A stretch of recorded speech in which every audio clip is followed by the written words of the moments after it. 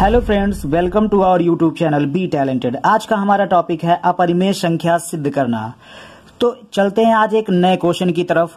जो हमारा क्वेश्चन जो है वो क्या है, सिद्ध कीजिए कि किसी धन पूर्णांक n के लिए √n-1 प्लस √n+1 अपरिमेय है। तो उससे पहले मैं आपको बताना चाहूंगा कि सबसे पहले अगर अंडर रूट में है कोई चीज तो हम वो कैसे जानेंगे कि वो परिमेय है या अपरिमेय है। तो उसके लिए हमको क्या करना पड़ेगा वो चीज हम देखते हैं। उसके लिए हम कर सकते हैं कि जैसे अगर अंडर रूट 4 है, अंडर रूट 5 है, अंडर रूट 10 है, अंडर रूट 16 है, ये 16 है, तो इसमें कौन सा परिमेय और कौन सा अपरिमेय है ये कैसे हम जानेंगे। तो यहाँ पे हम देखते हैं, अगर रूट के अंदर ये वर्ग रूट स्क्वायर रूट है जिसको हम वर्गमूल कहते हैं, अगर वर्गमूल में अगर 4 है, 4 जो कि परफेक्ट स्क्वायर है मतलब पूर्ण वर्ग है, अगर रूट के अंदर पूर्ण वर्ग होगा तब इसका रूट निकल जाएगा, मतलब इसको हम 2 लिख सकते हैं और ये 2 हमारा क्या हो गया, परिमेय संख्या हो गया। लेकिन 5 यहाँ पे हमारा पूर्ण वर्ग नहीं है। 5 अगर पूर्ण वर्ग नहीं है तो इसका रूट हम नहीं निकाल पाएंगे, अगर निकलेगा भी तो वो एक पूर्णांक नहीं होगा। इसलिए हम इसको हम क्या रखेंगे, अपरिमेय रखेंगे। यहाँ पे 16 है, 16 को हम 4 लिख सकते हैं, तो ये हमारा क्या बन गया, परिमेय बन गया। 10 है, 10 ये पूर्ण वर्ग नहीं है, इसलिए ये क्या बन जाएगा, अपरिमेय। कुल मिला के आपको यही देखना है, अगर रूट के अंदर स्क्वायर रूट के अंदर अगर पूर्ण वर्ग है तब तो वो परिमेय होगा, अगर पूर्ण वर्ग नहीं है तो वो क्या होगा, अपरिमेय होगा। बस इतना छोटा सा बात आपको समझना है बस। तो चलते हैं यहाँ पे क्वेश्चन के लिए, चलते हैं नए क्वेश्चन। उसी क्वेश्चन पे हम देखते हैं कैसे क्या होता है, इसमें कैसे सिद्ध किया जाता है। तो यहाँ पे आपको सिद्ध करना है कि सिद्ध कीजिए किसी भी धन पूर्णांक n के लिए √n-1 प्लस √n+1 अपरिमेय संख्या है, अपरिमेय है। इसको हमको सिद्ध करना है कि ये अपरिमेय है। तो सबसे पहले हम इसको क्या मानेंगे, फिर से वही विरोधाभास से ही हमको इसको करना है। हम इसको मान लेंगे क्या, परिमेय संख्या। माना √n-1 प्लस √n+1 एक क्या है, परिमेय संख्या है। अगर ये परिमेय संख्या है तो इसको हम p/q के फॉर्म में लिख सकते हैं, वही चीज p/q के फॉर्म में लिख सकते हैं। तो ये हम इसको बराबर p/q लिख दिए, जहां p और q डज नॉट इक्वल 0, क्योंकि जो है ये q हमारा 0 हो जाएगा तो ये क्या हो जाएगा, अनंत हो जाएगा। तो ये हमारा जहां p और q क्या है, पूर्णांक है। तो अब करना क्या है दोस्तों, यहाँ पे देखना, यहाँ पे 2 चीजें हैं, एक n-1 है और एक n+1 है। तो यहाँ पे डबल चीजें सॉल्व करना है आपको। तो यहाँ पे 2 चीजों सॉल्व करने के लिए 2 चीज, कोई भी 2 अगर वेरिएबल होता है तो उसको अगर हमको सॉल्व करना है तो वहां पे आपको 2 समीकरण की जरूरत होती है। इसलिए हम यहाँ पे इसको समीकरण 1 बना करके, और चूंकि एक ही चीज दिया गया तो इसलिए हमको दूसरा समीकरण चाहिए, तो हम करेंगे क्या, यहाँ पे समीकरण 1 का व्युत्क्रम कर लेते हैं। क्या कर लेते हैं, समीकरण 1 का व्युत्क्रम कर लेते हैं। तो 1/, व्युत्क्रम मतलब उल्टा होता है, जानते हैं आप।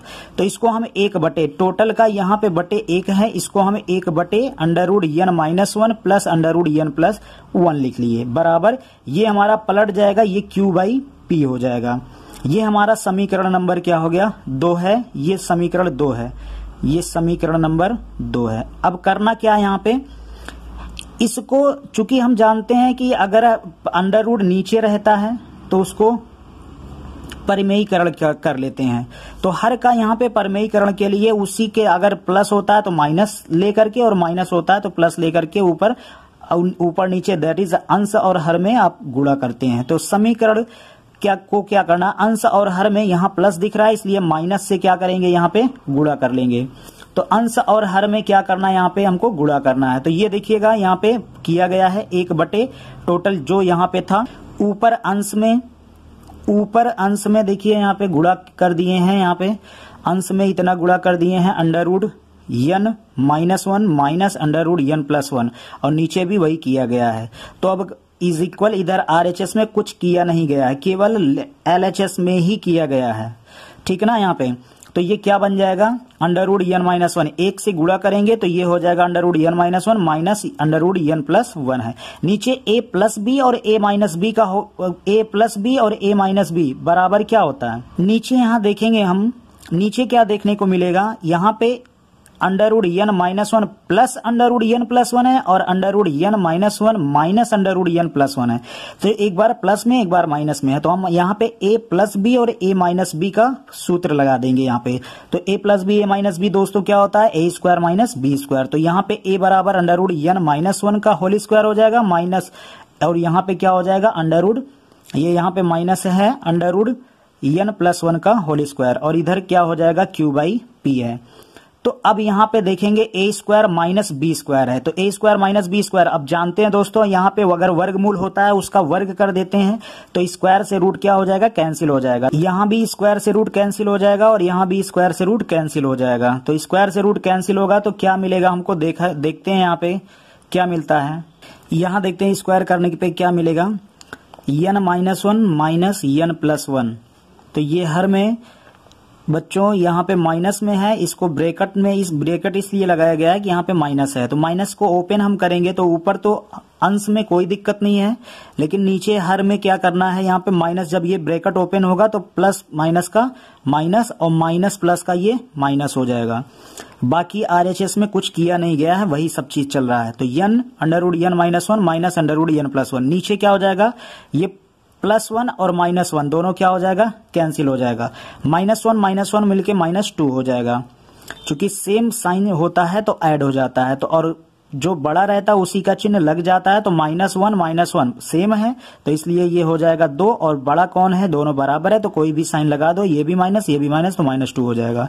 ये इधर q बाई पी हो गया, ये माइनस टू इधर आ जाएगा तो ये हो जाएगा कि ये भाग में है जाके गुणा में चला जाएगा, तो ये माइनस टू क्यू अपान पी हो गया। ये समीकरण नंबर हमारा क्या हो गया, 2 हो गया, इसको 2 मानेंगे, ये वाला हमारा समीकरण नंबर 2 है। अब क्या करना आपको, समीकरण 1 और 2 को क्या कर देना है, जोड़ देना है। तो ये आपका समीकरण नंबर 2 ये वाला है। तो समीकरण 1 और 2 को जब जोड़ेंगे तो क्या मिलने वाला है वो देखते हैं। तो ये हो जाएगा समीकरण नंबर 1 आपका था under root n minus one plus under root n plus one बराबर p बाई क्यू था, यहाँ पे माइनस हो गया 2 में, तो सेम चीजें वही है। यहाँ पे क्या है, under root n minus one minus under root n plus one is equal minus two q by p. तो यहाँ पे जब जोड़ेंगे, इसको दोनों को जोड़ेंगे तो चिन्ह तो बदलेगा नहीं, तो चिन्ह बदलेगा नहीं तो क्या हो जाएगा, ये प्लस माइनस दोनों क्या हो गया, कैंसिल हो गया। तो ये भी प्लस मिलके दोनों सेम है, ऐड हो जाएगा, तो 2 under root n minus one हो गया। इधर बराबर क्या हो जाएगा, p बाई क्यू माइनस है और ये हो जाएगा 2q बाई p। यहाँ पे बच्चों इधर आरएचएस में आपको क्या करना पड़ेगा, आरएचएस में यहाँ पे लासा लेना पड़ेगा, एलसीएम जिसको बोलते हैं, एलसीएम लेंगे यहाँ पे तो पी क्यू एलसीएम हो जाएगा और ये हो जाएगा p into P square minus है, यहाँ पे p है q नहीं है तो q इंटू 2q करेंगे तो ये हो जाएगा 2q स्क्वायर। और इधर ये 2 अभी बचा हुआ है, तो 2 बचा हुआ तो इधर गुणा में है, भाग में आ जाएगा, तो ये नीचे आ के बन जाएगा ये 2pq। तो root n minus one is equal आ गया p square minus 2q square upon 2pq। ये आप समीकरण नंबर 3 मान लेंगे। अब यहाँ पे देखना दोस्तों क्या है कि p और q हम क्या लेके चले थे, p और q हमारा पूर्णांक था, तो ये ऊपर वाला भी एक पूर्णांक है और नीचे वाला भी एक क्या है, पूर्णांक है। तो ये टोटल जो देगा ये एक क्या देगा, परिमेय संख्या देगा।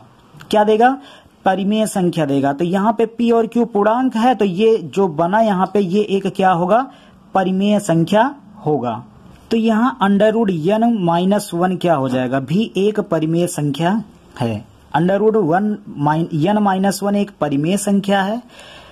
तो यहाँ पे क्या हो जाएगा, इसका मान हमको उठा के क्या कहाँ रखना है, समीकरण नंबर 1 में रख देना है। तो समीकरण नंबर 1 क्या था, under root n minus one plus under root n plus one is equal p by q. ये था जहां पे n माइनस वन था, जहां पे n माइनस वन था वहां पे क्या कर दिए, यहाँ पे n माइनस वन का मान रख दिए। ये n माइनस वन का मान हमारा रखा गया है। आपको करना क्या है, under root n plus one का मान निकालना है, बस दोनों का मान अलग अलग निकाल लेना है। तो ये इधर एलएचएस में, इधर आ गया आरएचएस में, तो ये प्लस में था टोटल, ये इधर आ गया क्या हो गया, माइनस में।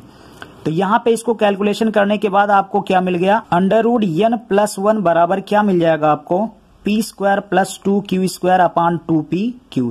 ये समीकरण नंबर 4 मान लिए। Under root n -1 under root n +1 दोनों का मान आप निकाल चुके हैं। अब यहाँ पे देखना क्या है, चूंकि ये और यहाँ पे देखिएगा P और Q यहाँ पे क्या था, पूर्णांक था, तो ये टोटल भी ये ऊपर वाला भी पूर्णांक और नीचे भी पूर्णांक आएगा, मतलब ये टोटल मिलके आपको क्या बना के देगा, ये परिमेय संख्या बना के देगा। मतलब अंडर रूट n +1 भी एक क्या हुआ, परिमेय संख्या हुआ, ये भी एक क्या है, परिमेय संख्या है। अब यहाँ पे आपको देखे n अंडर रूट n -1 भी परिमेय संख्या है और ये भी क्या है, अंडर रूट n +1 भी एक क्या है, परिमेय संख्या है।